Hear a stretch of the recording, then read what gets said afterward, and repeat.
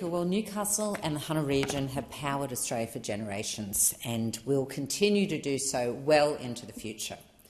As a proud Novocastrian, I understand this.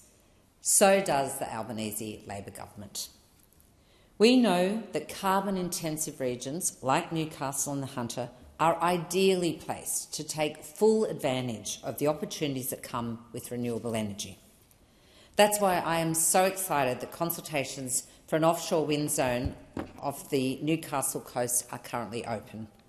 Community consultation sessions have already begun, with at least 2 face-to-face sessions in my electorate of Newcastle and an additional 5 that were held further north and south along the coastline.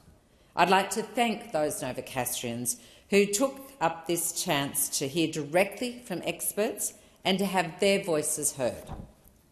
I know there has been some concern about the potential impact of offshore wind on marine and bird life, and I want to reassure my constituents that around the world offshore wind farms do coexist with wildlife, with whales, with migrant sea life and with birds.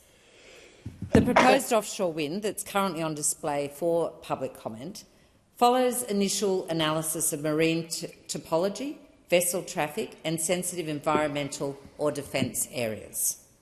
Part of the consultation process is to ensure that any infrastructure built within that proposed zone will have minimal impacts on marine users, the environment and wildlife.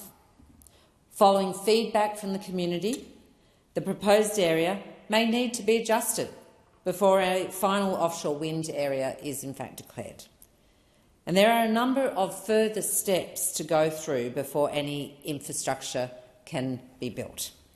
Any company looking to establish an offshore renewable energy project is required to demonstrate how they will comply with the conditions of approval and environmental obligations under Australia's Environmental Protection and Biodiversity Conservation Act.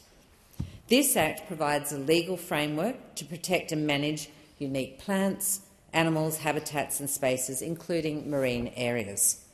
Potential developers will also need to submit a management plan to the offshore infrastructure regulator, and this process ensures that any developments manage risks and in an environmentally acceptable way that also mitigates and minimises impacts on the environment and wildlife. I reassure the community that this is a genuine consultation process. I encourage all residents, all interested people, to look at the map, to consider what it looks like, consider the implications for you and our community, and then make a submission. They are open until the 28th of April.